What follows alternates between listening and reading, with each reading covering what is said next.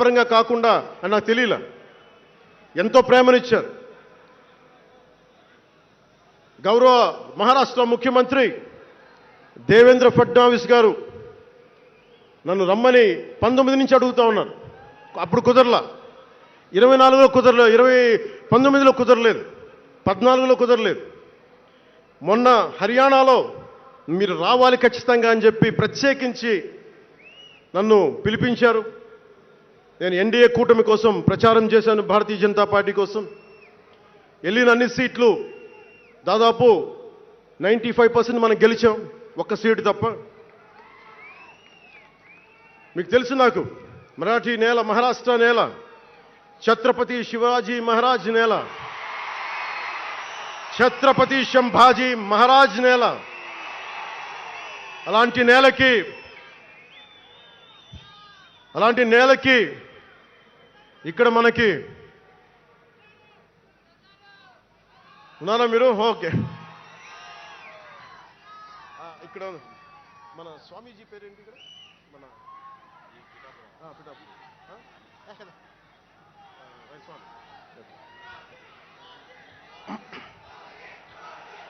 छत्रपती शिवाजी महाराज आणि छत्रपती संभाजी महाराज यांच्या महाराष्ट्र भूमीतून आलोल्य सोलापूर, लातूर, बिल्लारपूर सारख्या जिल्ह्यांतील जनसैनिकांना माझा मनपूर्वक नमस्कार.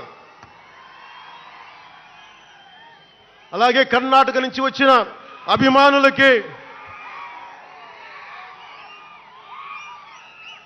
ಕರ್ನಾಟಕದಿಂದ ಈ ಹಬ್ಬಕ್ಕೆ ಆಗಮಿಸಿದ ನನ್ನ ಜನ ಸೈನಿಕರಿಗೆ, ನನ್ನನ್ನು ಪ್ರೀತಿಸುವ ಕರ್ನಾಟಕದ ಜನ ಸೈನಿಕರಿಗೆ హృత్పూర్వక నమస్కారాలు.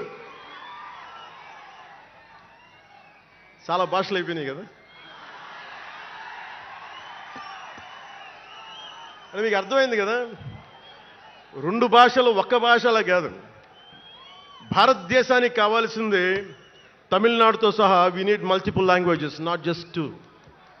We need multiple languages to keep, not just for the integrity of the country, but also to understand each other,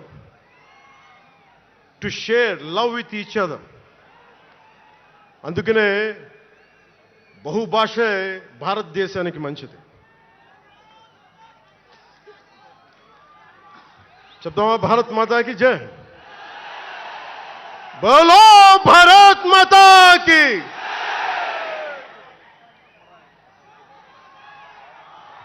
అలాగే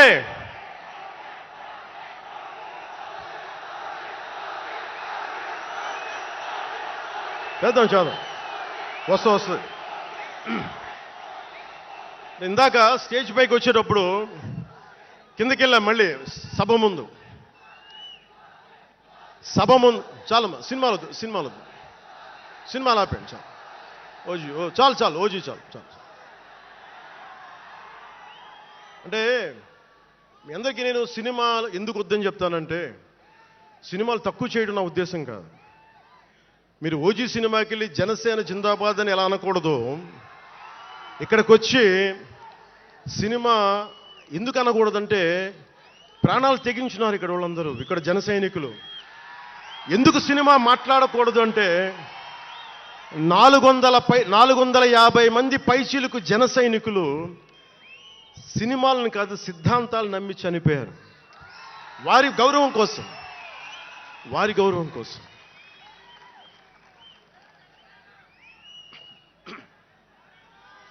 ఇందాక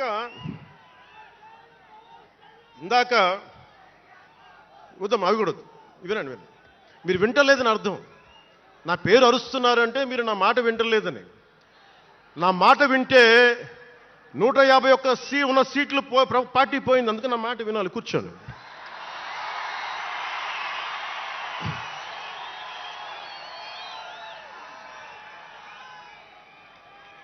ముందుగా నేను 11 సంవత్సరాల క్రితం పార్టీ పెట్టినప్పుడు, ఈరోజు మీకు డేటాలు చెప్పను, ఎన్డీఏ ప్రభుత్వం గురించి వీటిని చెప్పను. నేను మీతోటి 11 సంవత్సరాలు పార్టీని ఎలా నడిపాం, ఏ బేసిస్తో నడిపాం, నా కష్టాలేంటి, నేను పడ్డ ఇబ్బందులేంటి, కొన్ని పంచుకుంటాను. అన్నీ పంచుకుంటే సంవత్సరం కావాలి. నేను ఓటమిలు ఎలా ఉంటాను, గెలుపులు ఎలా ఉంటాను.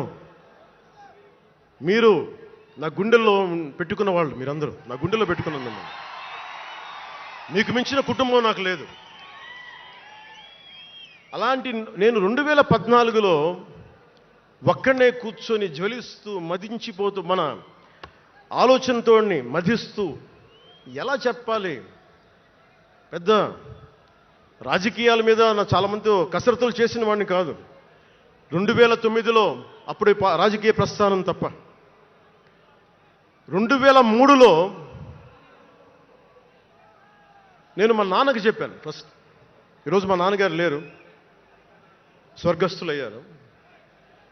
మా నాన్నకి మా అమ్మకి 2003లో చెప్పాను, అమ్మ నేను ఒకరోజు పాలిటిక్స్కి వెళ్తాను. మా అమ్మయ్య మా నాన్నకి నచ్చలన్నమాట. శుభ్రమైన కెరీర్ పెట్టుకొని పిచ్చేంట్రా నీగానే. కానీ నేను చెప్పలేకపోయినా ఆ రోజున. నేను సినిమాలని దృష్టిలో పెట్టుకొని ఎదగలేదు, సమాజాన్ని దేశాన్ని దృష్టిలో పెట్టుకుని ఎదిగాను. సినిమా నాకు ఉపకరణం అయింది కానీ సినిమా నా జీవితం కాలం. చెప్పలేకపోయినా ఆ రోజున. నన్ను చాలామంది, మీరు అందరికీ నాకు గద్దరన్న ఎలా పరిచయం అనుకుంటున్నారు మీరు? రాజకీయాల ద్వారా కాదు. గద్దరన్న ఖుషీ సినిమా చూసి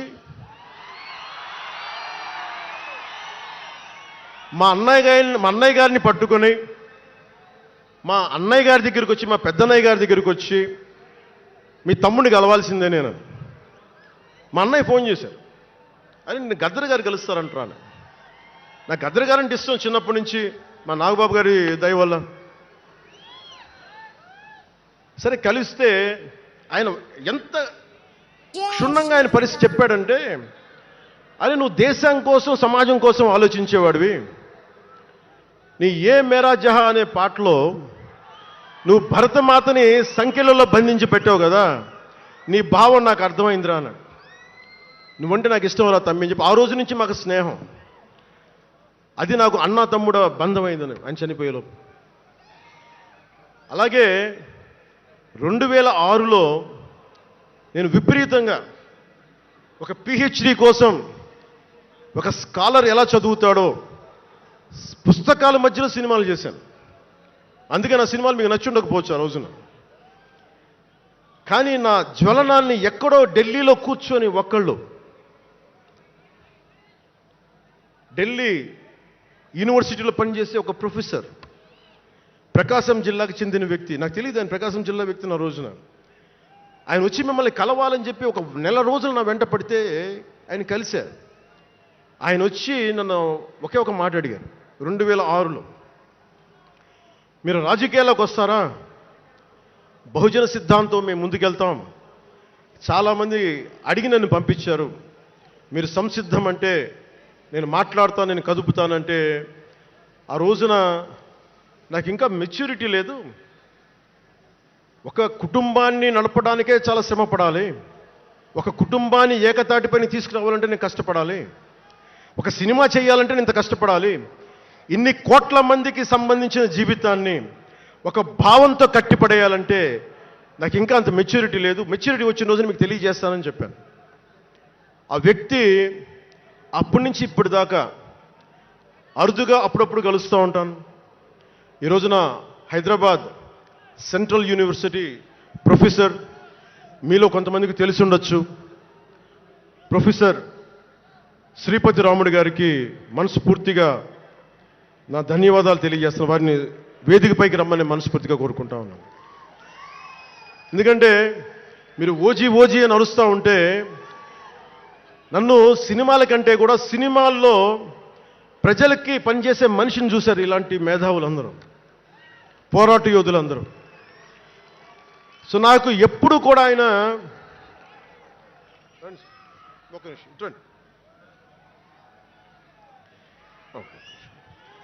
ప్రొఫెసర్ గారు మన జనసేన పార్టీ కాదు, ఆయన ప్రొఫెసరే. బహుజన సిద్ధాంతాల కోసం, అంబేద్కర్ ఆశయాల కోసం, అణగారిన వర్గాల కోసం నిలబడ్డ వ్యక్తి.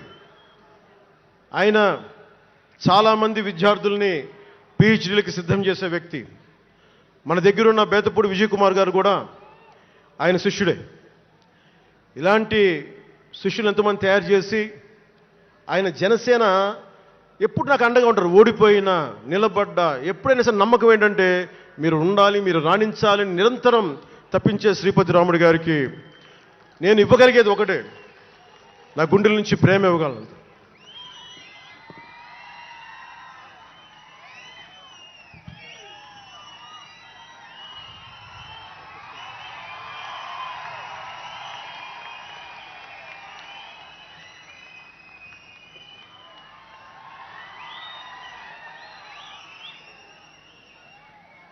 అంటే కృతజ్ఞత అనేది ఎంత అవసరం, గుర్తింపు ఎంత అవసరం అంటే మనం ఏదో అయినప్పుడు కాదు, ఏవి అవ్వనప్పుడు మనం వెంట నిలబడాల్సింది.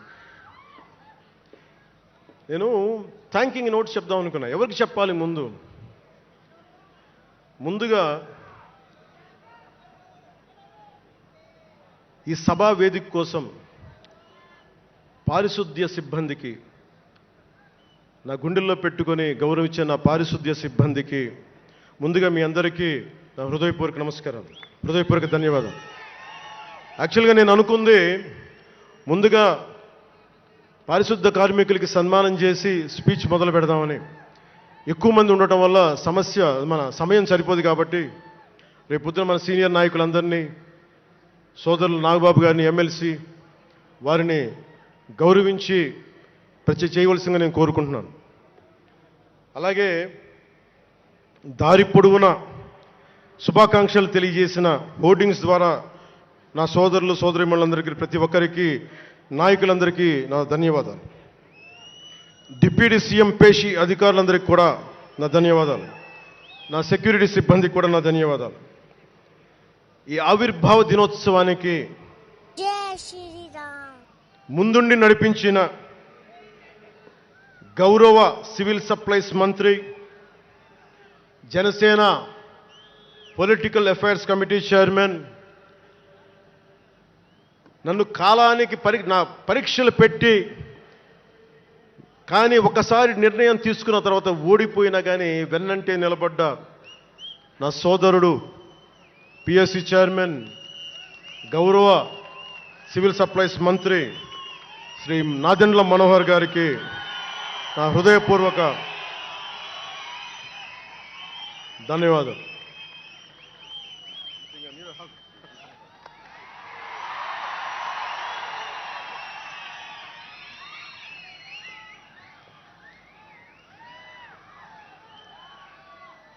అలాగే 2009 నుండి 10 నుండి ఆయన పాలిటిక్స్లో లేకపోయినా నేనంటే ఇష్టం తోటి ఎప్పుడు నా వెన్నంటే ఉండే హరిప్రసాద్ గారికి ఏం ఆశించాలా, జీతాలు తీసుకోవాలా, జీతభత్యాలు లేవు, ఉన్నంతలోనే ఎవరి నన్ను అన్నిటికీ పాపాల భైరవుడు ఆయన.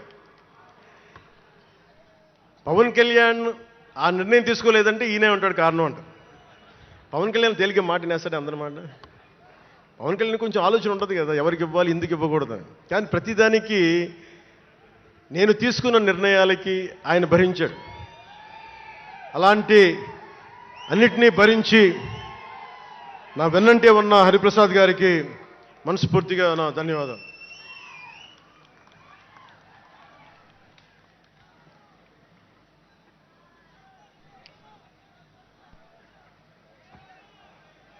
అలాగే అన్ని కమిటీల సభ్యులందరికీ పేరు పేరున, కేకే గారికి, తెగించే గుణమున్న పంచకర్ల సందీప్కి, పోరాటం చేసిన నాయకులందరికీ నా ప్రత్యేక ధన్యవాదాలు. సోషల్ మీడియా సిబ్బందికి, స్టేజ్ కల్చరల్ ఆర్టిస్టులందరికీ, ఫుడ్ సప్లయర్స్ అందరికీ, దాతలకి, డాక్టర్స్ టీమ్కి, ప్రతి ఒక్కరికి నా హృదయపూర్వక నమస్కారాలు. ఇందాక ఆ పైన హెలికాప్టర్లో వస్తుంటే చాలామంది ఫోటోగ్రాఫ్స్ కనిపించినాయి. ముఖ్యంగా తెలుగు సినిమా హీరోలు సూపర్ స్టార్స్ ఫొటోస్ ప్రభాస్ గారిది, మహేష్ బాబు గారిది, జూనియర్ ఎన్టీఆర్ గారిది, అల్లు అర్జున్ గారిది, సాయి ధరమ్ తేజ్ గారి, నందమూరి అభిమానులు, మెగాస్టార్ చిరంజీవి గారి అభిమానులకి, మెగాస్టార్ తనయులు గేమ్ చేంజర్ రామ్ చరణ్ గారి అభిమానులు, తెలుగు హీరోయిన్లు, ప్రతి నటుల అందరి హీరోల అభిమానులు, మీ అందరికీ కూడా నా ప్రత్యేక నమస్కారాలు, ధన్యవాదాలు. అలాగే పవన్ కళ్యాణ్ అభిమానులకు కూడా నా హృదయపూర్వక నమస్కారం.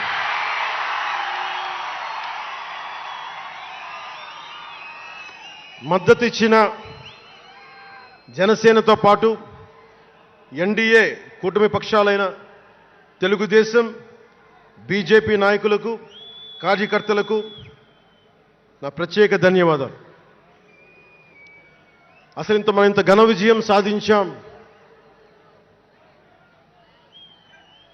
మనం కలిసి పోరాటం చేశాం, కష్టాలు ఉన్నప్పుడు చెయ్యినందించాం.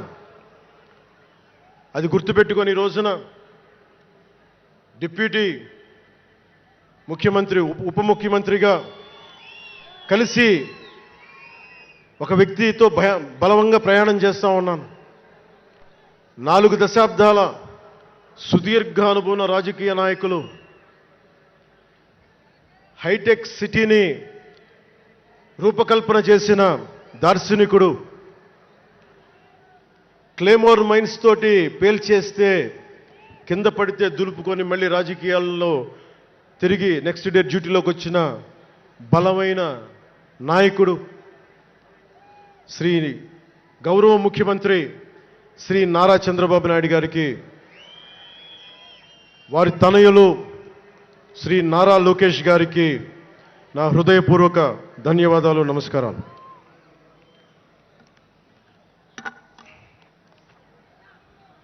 ఒకసారి నా నోటి నుంచి 11 సంవత్సరాలు నలిగాం కదా, మన ఎంపీలు మన పేర్లు నా నోటి గుండా చెప్పాలి మీ అందరికీ అని చెప్పడానికి. నాదెండ్ల మనోహర్ గారికి, కందుల దుర్గేష్ గారికి, ఎంపీలు తంగెళ్ళ ఉదయ్ శ్రీనివాస్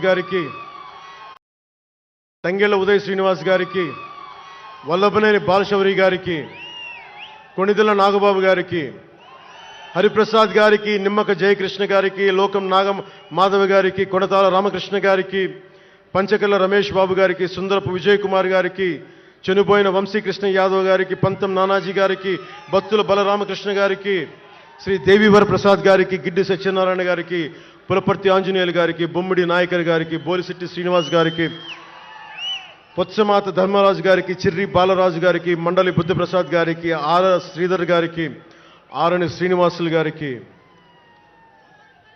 2000 పవన్ కళ్యాణ్ మర్చిపోయా, నేను మర్చిపోయినా మీరు మర్చిపోయిన ఇవ్వరు కదా.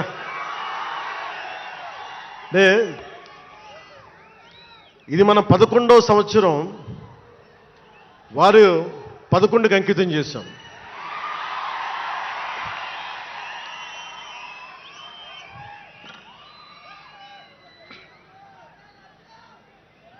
Love you two.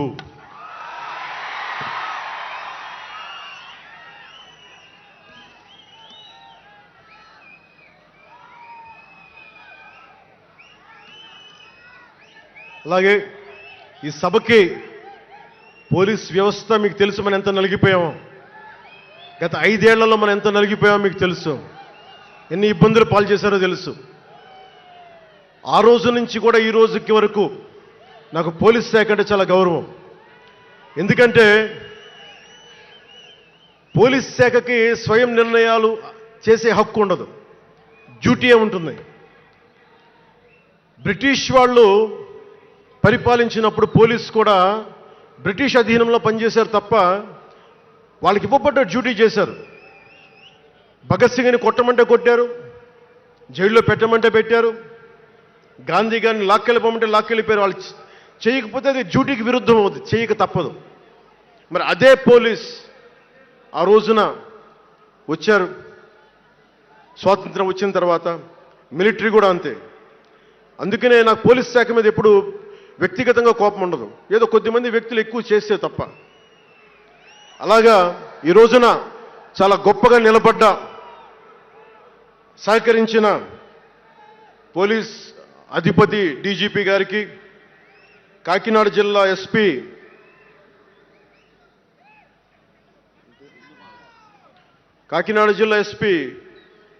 బిందు మాధవ్ గారికి, కలెక్టర్ శ్రీ షణ్మోహన్ గారికి, రెవెన్యూ అధికారులకు, ఇతర పోలీస్ అధికారులకు, మున్సిపల్ అధికారులకు, బందోబస్తు డ్యూటీకి వచ్చి అన్ని జిల్లాల నుంచి వచ్చిన నలిగిపోయి ఎండలో ఉన్న నా కానిస్టేబుల్ సోదరులకు, ప్రతి ఒక్కరికి పేరు పేరున నా హృదయపూర్వక ధన్యవాదాలు, హృదయపూర్వక కృతజ్ఞతలు.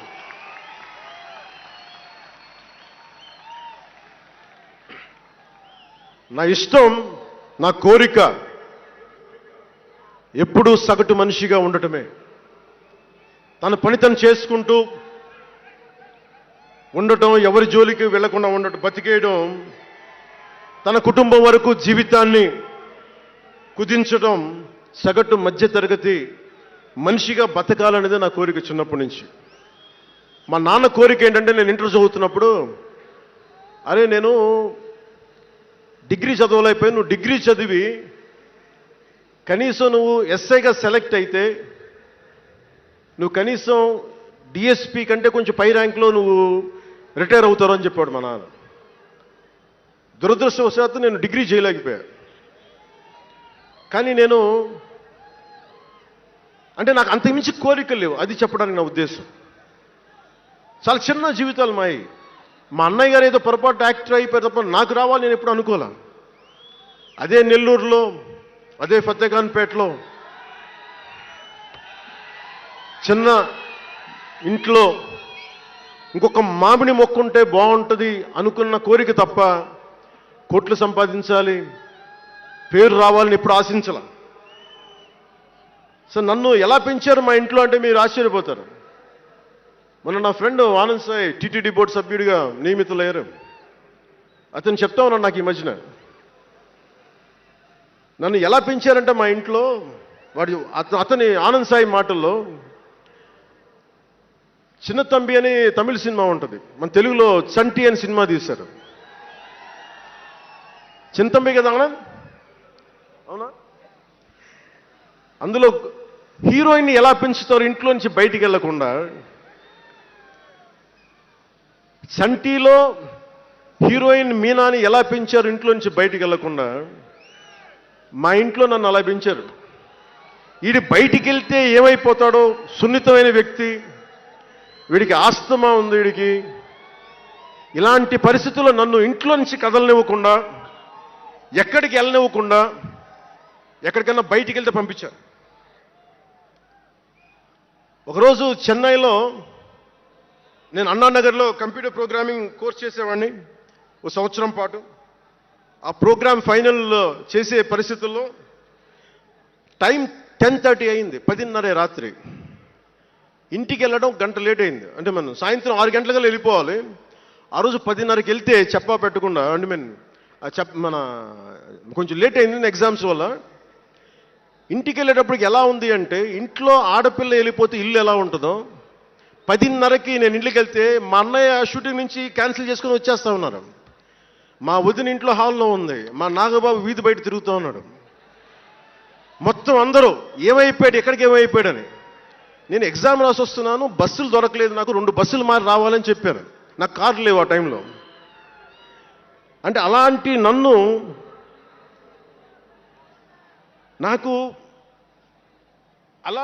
పెంచారు. ఇది మా నాగబాబు గారు ఇక్కడే ఉన్నారు, అడగండి, ఆ రోజు గుర్తుండి ఉంటుంది ఆయనకి. అలాంటి నన్ను పాలిటిక్స్ చేస్తానని కానీ, సినిమాల్లోకి వస్తానని కానీ ఎవరు ఊహించలే. ఎందుకంటే నేనే ఊహించలే. పోనీ 18 ఏళ్ల వయసులోనో 20 ఏళ్ల వయసులోనో 10:30కి లేటుగా వచ్చామంటే ఒక అర్థం ఉంటుంది.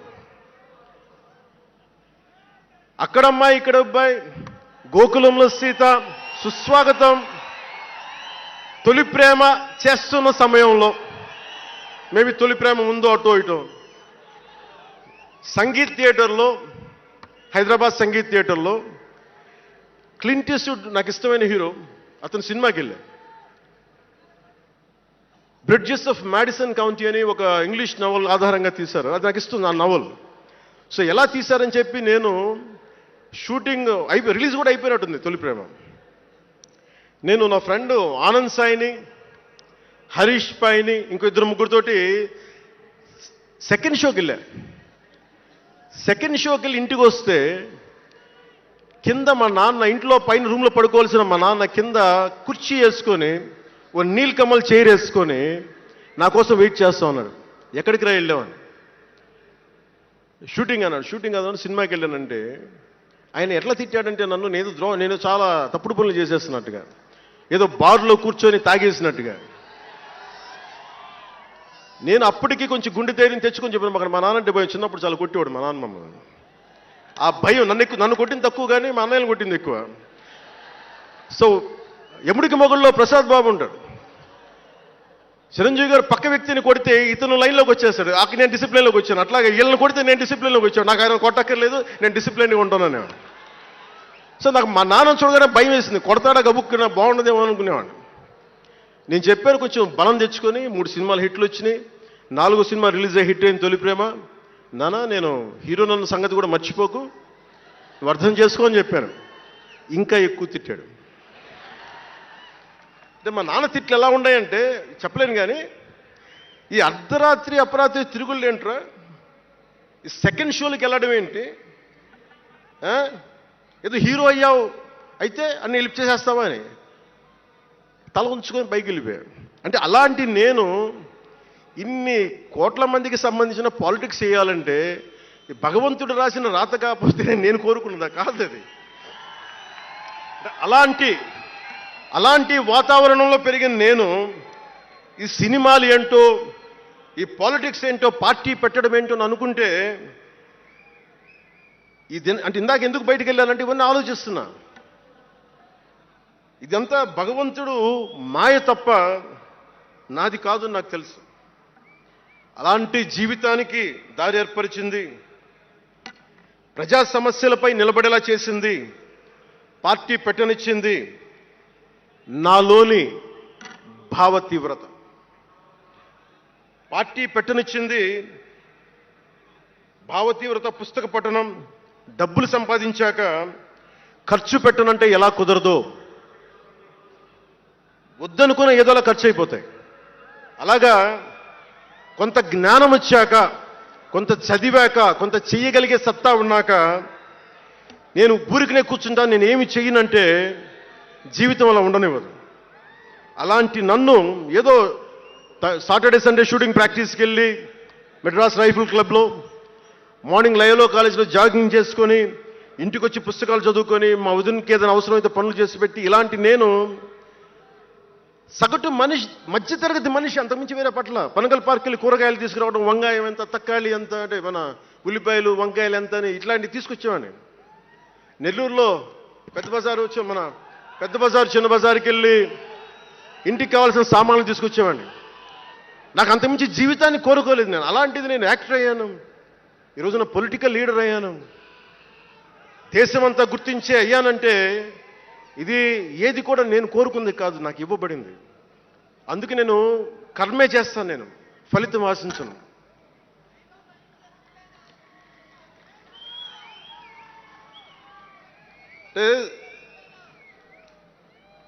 అంటే ఎలా ఉంటుందంటే, అది ఇవన్నీ ఎందుకు చెప్తున్నానంటే, సగటు మనిషి చాలా భయాల మధ్య, చాలా బాధ్యతల మధ్య జీవితాన్ని కొనసాగించాలి.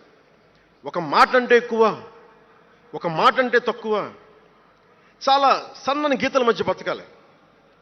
ఒకలాగా చెప్పాలంటే అరిటాకు లాంటి జీవితం. అరిటాకు ఉంది కదా అని జీవితం వడ్డించిన విస్తరు అవ్వదు. చిన్నపాటి ముళ్ళు తగిలినా మొత్తానికి చిరుగుపోతాయి. అలాంటి కోట్లాది సగటు మనుషుల ప్రభావితం చేసే సినిమా కానీ, కోట్లాది మందిని ప్రభావితం చేసే రాజకీయాలు కానీ నాకు చాలా బాధ్యతనిచ్చాయి. సినిమాలో ఎంత చెప్తే మంచిది, ఎంత చెప్తే మంచిది కాదని ఆలోచించి చేసేవాడిని. ఒక దేశభక్తి పాట పెడితే మంచిదా, ఒక క్లబ్ డాన్స్ పెడితే మంచిదా, ఈ రెండు ఆలోచించి దేశభక్తికి వెళ్ళాను నేను. అందుకే ఏం మెరా జేహానే పెట్టాను తప్ప ఓ మై డార్లింగ్ అని పెట్టలా. అంటే అంటే ఎందుకు నేను ఆలోచిస్తానంటే, మనిషి మనెవరం శాశ్వతం కాదు. మాట అది మంచి అయినా చెడైనా, అందుకే ఆలోచించే మాట్లాడతాను ఎప్పుడు. ఈ అన్న మాట ఒక తరం 2-3 తరాలు ఉండిపోతే పర్యవసానం ఏంటి, ఎనీ పబ్లిక్ పాలసీ, ఇవన్నీ ఆలోచించి నేను జనసేన కోసం ప్రతిపాదించిన 7 సిద్ధాంతాలు చాలా మదించి శోధించి తర్కించి మీ ముందు పెట్టింది. సంవత్సరం కాదు, 2 సంవత్సరాలు కాదు, నేను టీనేజర్గా ఉన్నప్పటి నుంచి నాకు నెల్లూరు డైకస్ రోడ్లో డాక్టర్ కరీముల్లా గారు నాకు ఆస్తమాకు వచ్చినప్పుడల్లా నాకు డెర్ఫ్లిన్ ఇంజెక్షన్ ఇచ్చేవాళ్ళు. ఆయన కోసం వెయిట్ చేస్తూ ఉంటే ఒక బోర్డు నన్ను ఆకర్షించేది, prevention is better than cure అని. దాన్ని ఎప్పుడు గుర్తుండిపోయింది నాకు. అంటే వ్యాధి చికిత్స కంటే కూడా వ్యాధి నివారణ మేలని. అందరూ చాలామంది అనుకుంటారు కదా, ఎందుకు నాకు చెగువెరా ఇష్టం అంటే అది కమ్యూనిజమో మావోయిజమోలా కాదు. ఒకడు డాక్టర్ అయ్యండి, శారీరకం రుగ్మతలు వస్తే బాగు చేసే డాక్టరు సమాజానికి పట్టే రుగ్మతలను ఎవడు బాగు చేస్తాడు అని చెప్పి డాక్టర్ వృత్తి వదిలి విప్లవకారుడు అయ్యాడు చూసారా, ఆ భావన నాకు ఇష్టం చెగువెరాలో. అంతేగాని అతను మావోయిస్టో కమ్యూనిస్టో అని కాదు, గెరిల్లా అని కాదు. ఆ మానవీయ కోణం నాకు నచ్చి దాన్ని ఇష్టపడ్డాను చెగువెరాను. ఆ సిద్ధాంతాలని అంటే ఎందుకు చెప్తున్నాను మీకంటే, చాలా ఆలోచించి చేశాను. అంటే అంత వయసు నుంచి ఆ సిద్ధాంతాలని చాలా బలంగా విశ్వసించేవాడిని, ఆచరించేవాడిని కనుక, వాటి కోసం నిలబడేవాడిని కనుక, నిలబడినందుకు ఆ సిద్ధాంతాలు నన్ను దశాబ్దం రాజకీయ పోరాటం చేయగలిగే సత్తానిచ్చినాయి. ఈ రోజున 100% స్ట్రైకింగ్ రేట్తో జైకేతనాన్ని ఎగరేస్తున్నాం ఈ రోజునంటే జనసేన 7 మూల సిద్ధాంతాలే కారణం. అంటే మీకు మొన్న మన జనసేన ఆవిర్భావ దినోత్సవం అని అనగానే పవన్ కళ్యాణ్, నేను ఎంత పేరుందో నాకే తెలీదు, ఇంగ్లీష్ పేపర్లో కూడా రాస్తారో నా పేరు అనుకుంటాను అప్పుడప్పుడు. ఏదో నేషనల్ పేపర్లో ఢిల్లీ నుంచి ఎవరో తెలుగు జర్నలిస్ట్ పంపించలా, హిందీ జర్నలిస్ట్ పంపించారు నాకు. Pawan Kalyan changes his ideology left, right and centre అని. అంటే వీడి అవసరాలకి ఎలా పడితే అలా మార్చేస్తాడని నాకు అనిపించింది. అలా ఎలా పడితే అలా మార్చేసేవాడు 11 సంవత్సరాలు పార్టీని నడపగలడా? 7 సినిమాలతోటి సూపర్ స్టార్డమ్ రాగలదా? నేను వద్దనుకున్నా ఓజీ అని అంటూ ఉంటారు, అవన్నీ వస్తాయా?